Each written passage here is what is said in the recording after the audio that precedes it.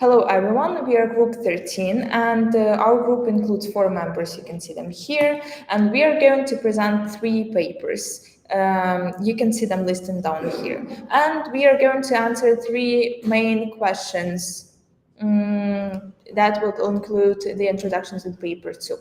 So, my name is Anna, and I'm going to present you HAT Involution and CBAM YOLO v5 improved version for small object detection.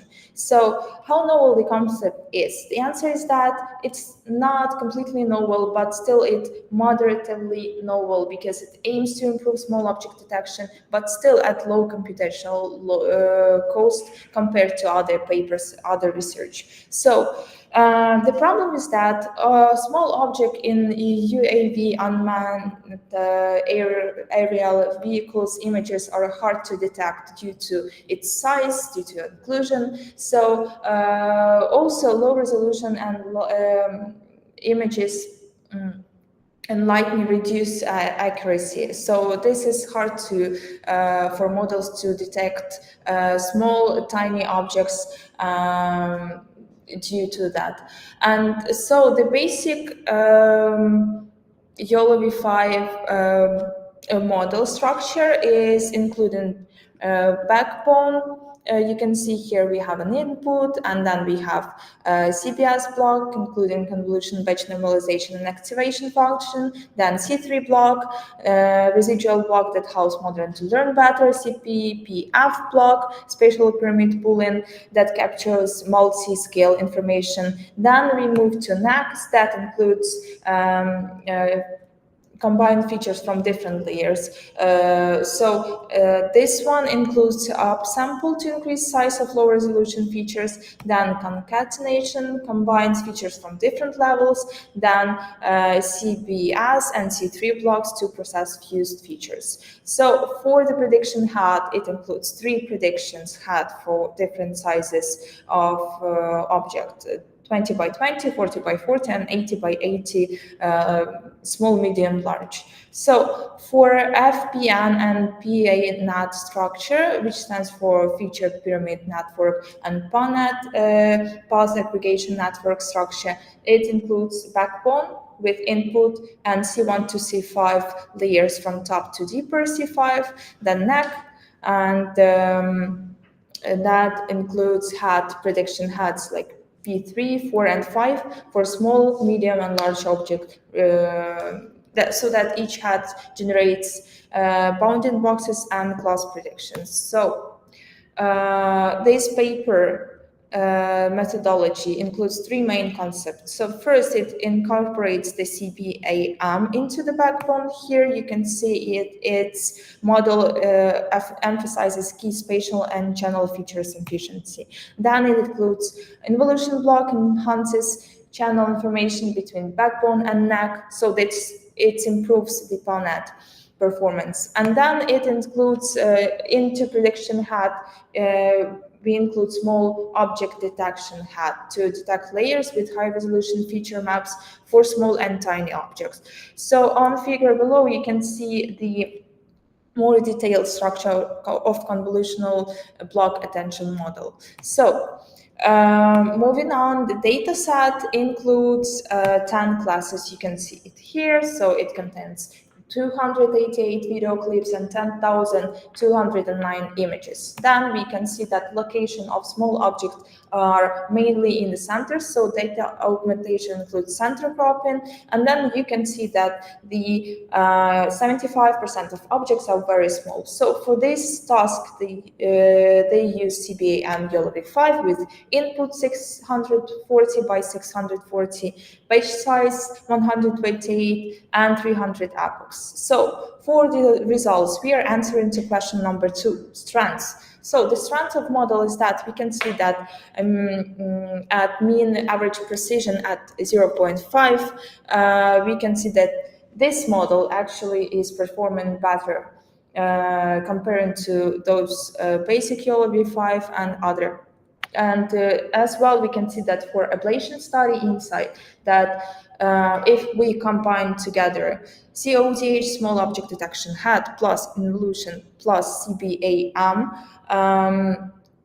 that actually works together to enhance spatial and channel sensitivity, which then by that we achieve better accuracy with minimal additional computational loss.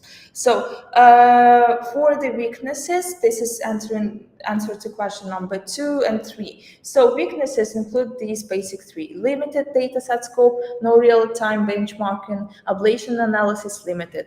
And here you can see the listed three questions that we want the researchers to answer to. Okay, next. Okay, we move to the next paper, Field Suit Object Detection with Fully Crossed Transformer. This paper talk about how to detect object when we only have field level example. That's really important in the real situation, like medical images or rare object, where collect load of data is hard. The problem is most deep learning models don't work well with very little data. So the key question is how can we help the model better compare the query and support image? The author solved this by letting the query and support interact at multiple levels using cross attention. This way the model can generalize better. Next. This slide gives an overview of the architecture. The model is built onto brain structure, one for query image and one for the support image. Both brains share the same transformer-based backbone to extract visual feature. It uses cross-attention block at multiple levels of the network.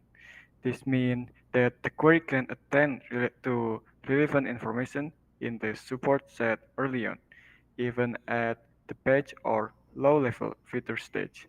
Specifically, the architecture includes stack cross-transformer layer where features from the query and support are passed through asymmetric patch cross-attention. This allows the model to compare one query image against several support images at once. As a result, the model can learn both local and global similarities between the query and the support. Next, this slide explains how the model is trained. They use two popular datasets, Pascal VOC and MS COCO. Pascal VOC has split with 15 for base and 5 for novel class. MS COCO has split 60 for base and 20 for novel classes. For view suit setting, they test across different number for example per class, from just 1 suit to 30 suit. They compare their method with other baseline, like single branch model like FSCE and TFE, and two branch model like QA View TET and Meta RCNN. The training process has three steps. First, they pretend the model using only base class to get strong feature extractor. Second, that they train the full two branch model with a cross transformer. And finally, they fine-tune it using both base and novel classes depending on the number of suits available. And the for last function, they use binary cross entropy for classification and bounding box regression for localization. Next, the slide presents detailed experiment result on Pascal FOC dataset. As you can see in the table, the author evaluate both single run and average performance across different few suit settings, like 1, 2, 3, 5, and 10 suit, and across three different novel and class weight. Compared to previous method, especially to branch model like Meta RCNN and QA View TET, the FCT is outperformed them in most cases. It achieved the high score in both single run and average result. Next, this slide shows the experimental result of the MS COCO, which much larger and more challenging than VOC. Just like before, the model is tested on multiple field suit settings, and again, FCT shows strong performance, especially in very low suit scenario like one suit and two suit, where generalize is the hard. Next, this slide highlights the main strength of the paper.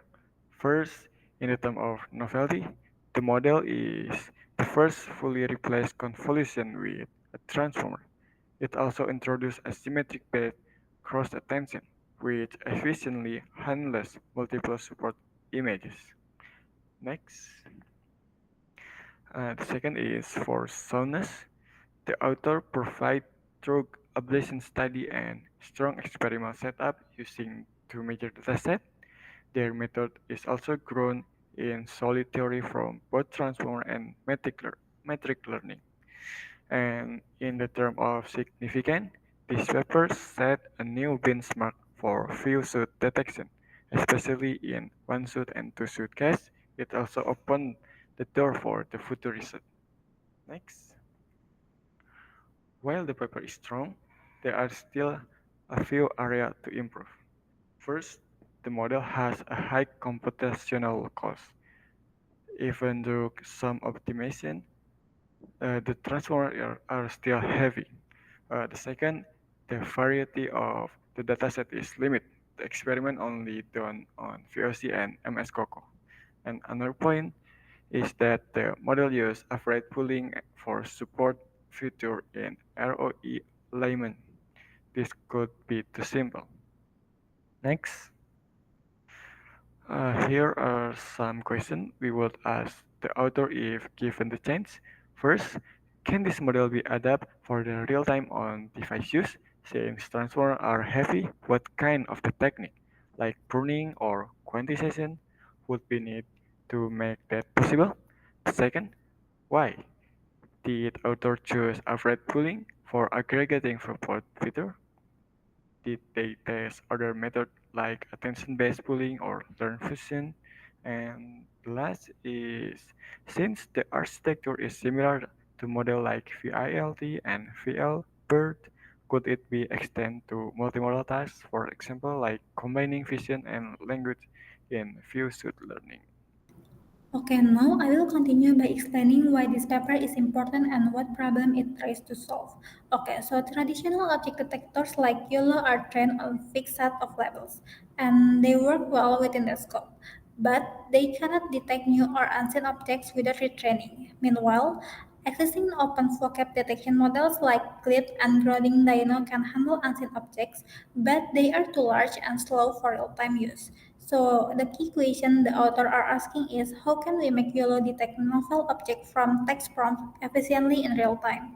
So the goal of this research is to build a lightweight system that can recognize new objects using natural language prompts without retraining. Next.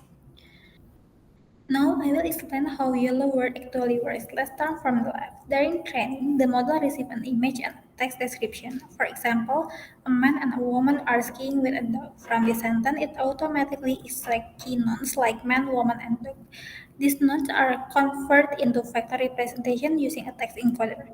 And at the same time, the image goes through a yellow VX backbone, which extracts multi-scale features, basically visual patterns at different sizes. Both the text embedding and image features are then combined using a module called RapVLPAN. This is a vision language fusion model that helps the model understand how the image and text relate to each other. And after this fusion, the model has two heads. One is the box head and the other is the text contrastive head. The result is that the model can find the correct region in the image that match each word from the prompt. And during deployment, users don't need process to the text every time, and instead they can use a pre-encoded vocab which makes inference much faster, and that's what we call offline vocab. Next. The author used several large-scale datasets for pre-training, including Object365, GQA, Flickr, and CC3M, and this dataset provide both image data and text description. For the loss function, they combine three types: first, region, text contrastive loss; second, IOU loss; and the last one is vocal loss. And the model used two different vocab strategies. During training, it builds an online vocab, but during inference, it switched to an offline vocab. Next.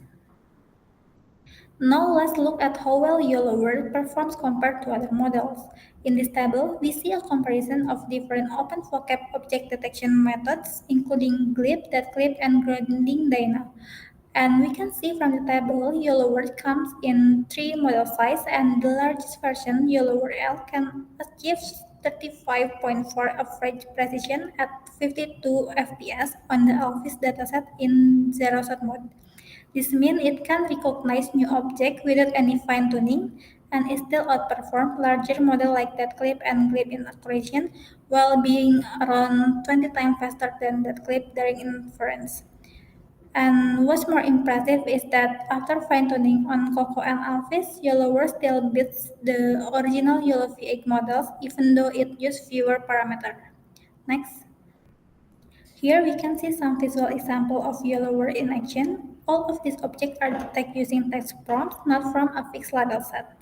The model can detect very specific objects even though many of these may not have been part of the original training categories. And you can also see that the bounding box are quite accurate and the model is able to handle cluttered environment, multiple objects, and varied scans. This shows that YOLOWare not only achieves good number on benchmark like Elvis and Coco, but also works well on real-world environment. Next. Now let's summarize it. For novelty, the paper introduced a new prompt and detect paradigm that encodes text prompt just once before deployment. It also proposed RegVLPAN for efficient image text fusion and reformulate training as a region text alignment test to improve generalization. For soundness, the method builds on strong backbones, YOLO V8 for detection and CLIP for text. Comprehensive ablation studies support the model's effectiveness and robustness. For significance, YOLOWare makes real-time open vocab detection feasible, setting a new benchmark for lightweight model with clear potential for deployment on each device. Next. Here are a few weaknesses of this paper. First, the model relies heavily on CLIP for its text understanding. The authors note that fine-tuning CLIP can degrade performance. Second, the model hasn't been evaluated on ambiguous or multilingual prompts. Lastly, most of the experiments are limited to well-known datasets like Elvis and Coco. Next. So for the conclusion is, YOLOWare effectively brings open vocab detection to real-time settings by combining strong visual textual fusion and a novel prompt then detect approach. It maintains high accuracy with fast performance. And we still have few points we are still curious about. First, how well can the model distinguish between prompts with hierarchical relationship like Fred, Apple, and Granny Smith? Second, is it robust to real-world input variations such as typo or mixed language prompts? And can the offline vocabulary be updated or expanded after deployment without needing to retrain the model? That's all my question. Thank you.